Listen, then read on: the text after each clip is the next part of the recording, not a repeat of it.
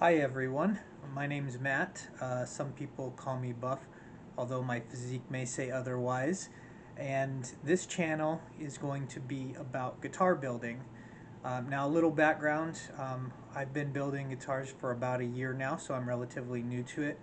And there's a lot of great builders out there already that have a lot of tutorials and good information for you to learn if you're looking to learn how to do it. What I'm going to be focusing on is how to do it in a very limited fashion. I don't have a large budget, I don't have a lot of tools, and I actually work on my porch. That is where I build everything. So I'm going to be showing you some of the stuff that I use, what my setup is. I'll show you the guitars that I have built so far. I've built 3 so far, and so that way you get an idea of what I've done, and then I'm going to be documenting the builds that I'm doing from here on out for well, as long as I see fit. And I'm going to be starting on a build for a buddy of mine. Real quick here, I've actually been designing the template for that today. That's another thing I will be hopefully covering at some point, is creating templates for guitars, because you can buy those. Usually they range from about $80 to $120, but I've been making my own, and I'll show you kind of how I do that, along with the entire build process. Everything that I've been doing or everything that I will be doing is going to be from scratch.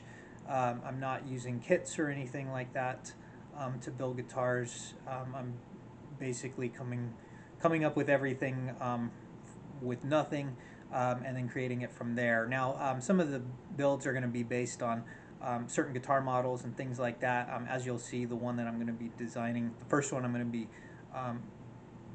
going over and showing you all of the details for.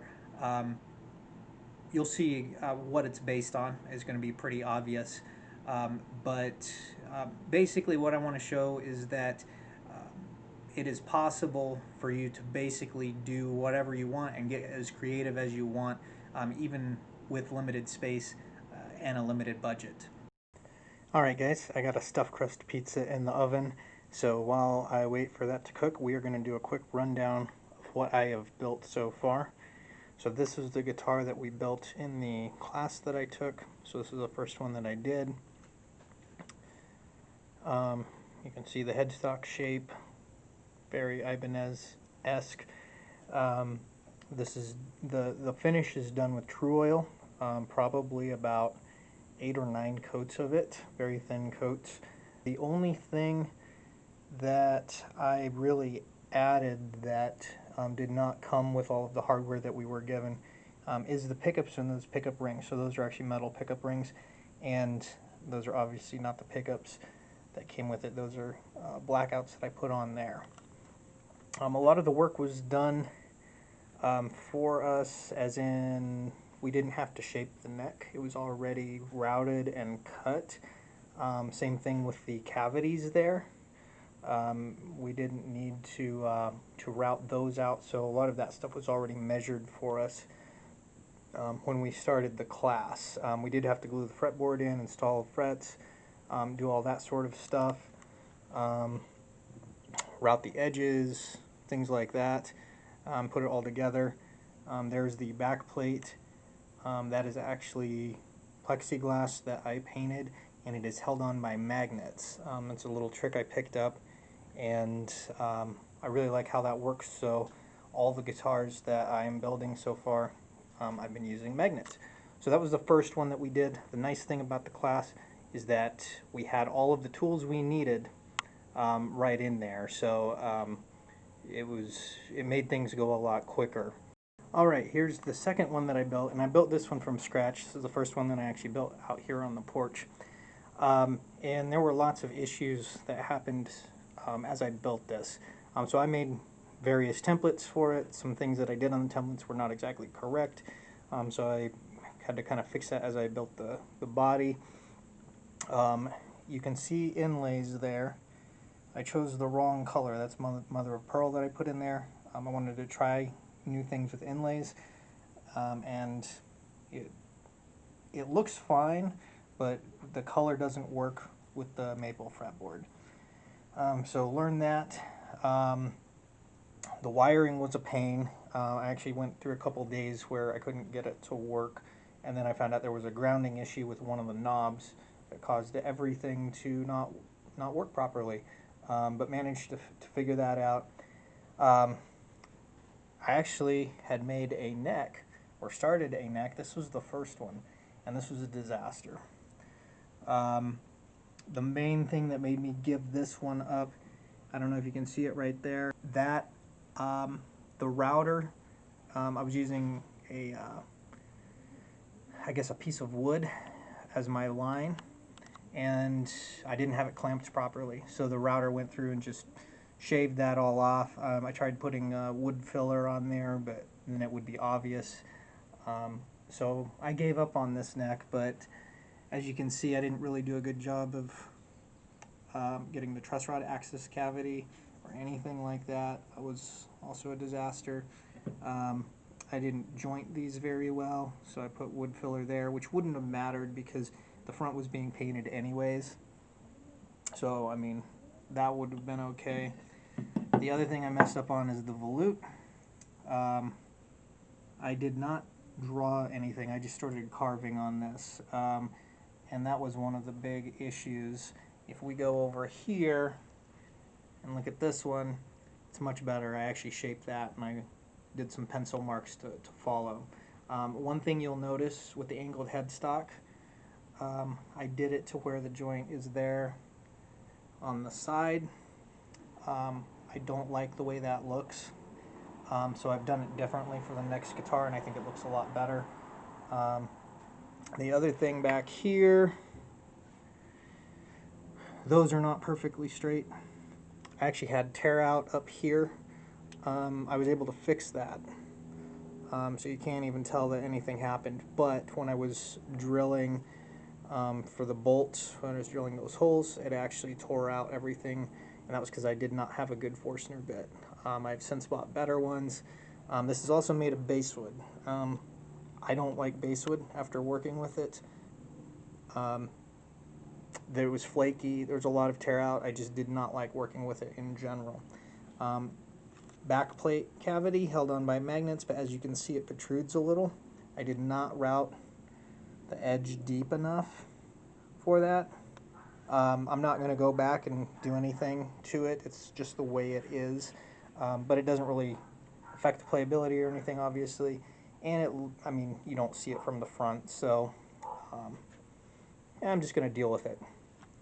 Alright, so this is the most recent one that I did, and this has actually been the turning point as far as what I plan to do moving forward, and I guess what my inspiration for continuing to build guitars is going to be.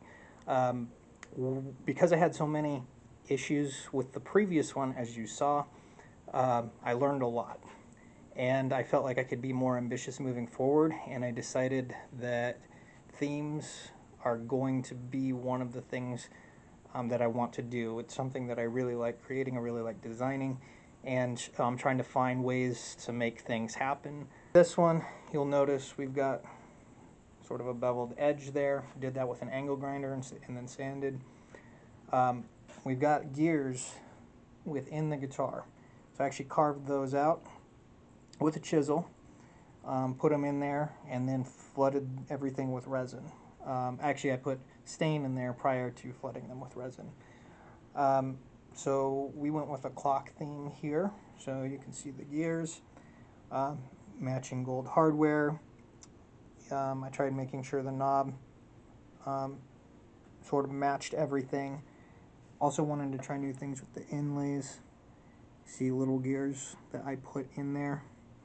And then we have Roman numerals for the rest of it, going up to 12, because that is how far a clock would go. And then our access, truss rod access cavity, I made that. I used stains for this. I used 3 different stains. I used a black, a purple, and a blue for all of this. The first time I stained it, it did not look good, so I sanded it all off and redid it. I'm very happy with how it turned out this time. It also has a clear coat um, of some thick polyurethane. I went with about 4 coats of that after the stain. You also notice it's a 7-string guitar. Had not done that before. It is also an extended scale length. It is 27.5-inch scale length. So I decided I want to experiment with these things. And the next guitar that I'm building is going to also be a 7-string. There's the joint that I did this time, which is the way you'll typically see it on like production guitars. So that's how I did it. I'm very happy with the way it turned out. I think it looks fine. The loop, all of that. I think that looks pretty good. Clear coat on it and everything, obviously. There's our bolts, back of the guitar, and there's our clock face. Also held on by magnets. That's where the control cavity is. This time, the strings lined up straight as they should, so it looks a lot better. There's the belly cut, or as I like to call it, the gut cut. This is along the lines of what I plan to do for basically most of the builds that I'm going to film. I like this theme. I've got some other ideas for themes. I have some people that I'm going to be making guitars for that have also come up with ideas for themes, so we're going to experiment. We're going to see how we can make these things work within the framework of a guitar. So we might be doing some weird shapes. We might be carving out stuff like this, putting stuff in the guitar, flooding it with resin, who knows. There's a variety of things that we're going to be experimenting with throughout the builds. The first one I'm going to be doing, it's not going to really involve much of that, but that's just because that's the way we've designed the guitar. It is going to be a 7-string guitar. It's going to be a different scale length than this one, so that will be new and also a challenge. But this right here is just along the lines of what I plan to do and what I will hope to show you as I go through different builds and make new videos for this channel.